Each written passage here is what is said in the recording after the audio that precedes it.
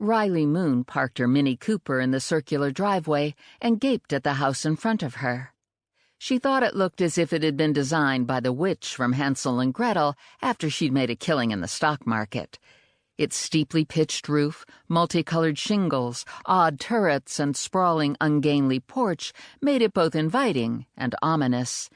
It was located at the end of a long private drive that wound through a heavily wooded section of Rock Creek Park. It was one of the biggest mansions in Washington, D.C., and it was appropriately called Mysterioso Manor. Emerson Knight, the resident owner, was appropriately known as a nutcase. Knight had ignored requests that he visit the bank to discuss his recently inherited fortune and to choose a new personal banker, so the bank had dispatched Riley to assure Emerson that his money was in good hands. Riley maneuvered herself out of the Mini, straightened the hem of her fitted, cream-colored Acris jacket, and planted her 4-inch Valentino heels on the gravel driveway. It was her second week as a junior analyst at Blane-Grunwald, the megabank that made Goldman Sachs look like a mom-and-pop savings and loan. She'd taken the time to get degrees from Harvard Business and Harvard Law, and now, at age 28, she was finally ready to set the world on fire. She was going to make her family proud, pay off her gazillion student loans, and carve out a brilliant career. And she was moving closer to her goals on this perfect September morning.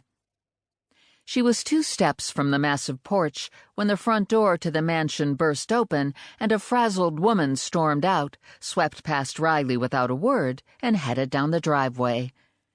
A tall, rangy woman in her mid-60s stood on the porch and waved at the angry woman. "Danielle, give it one more chance." No more chances," Danielle yelled back. "You're all wacko, and I'm not cleaning up after no damn armadillo." "At least let me give you a ride home," the tall woman pleaded. "I'd rather walk," Danielle said, stomping around the bend in the road, disappearing from sight. Riley thought that the tall woman looked like she'd just stepped out of the Dust Bowl. Her hair was mostly gray and piled on top of her head with a bunch of strands escaping. No makeup. Beat-up running shoes, loose-fitting jeans, and an untucked though neatly ironed floral-patterned faded pink shirt.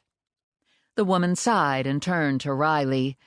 "Sorry you had to hear that, hon, but Danielle had a right to get her tail feathers ruffled."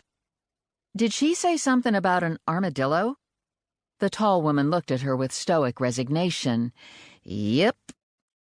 Riley extended her hand. "I'm Riley Moon from Blane-Grunwald Bank. I'm here to see Emerson Knight. He's expecting me."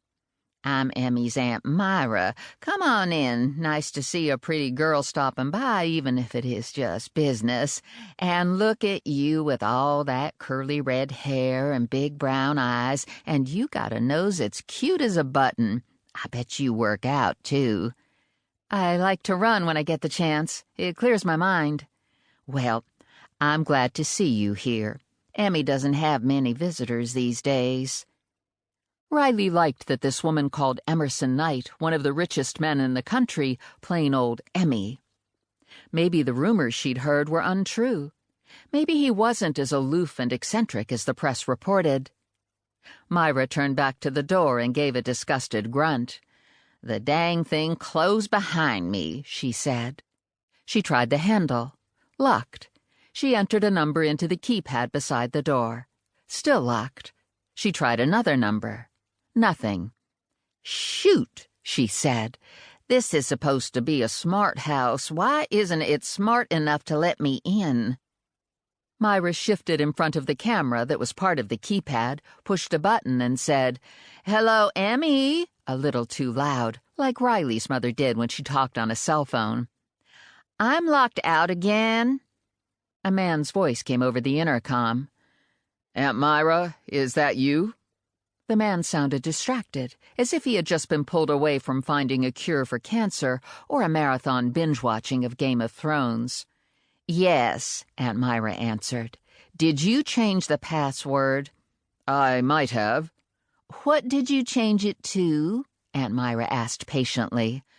"I have no idea. Who's that with you?" Riley leaned into the camera. "It's Riley Moon, sir, from Blane-Grunwald. You were expecting me, Mr. Knight." I received a message that a bank representative would be visiting. I didn't respond. I assumed that indicated disinterest.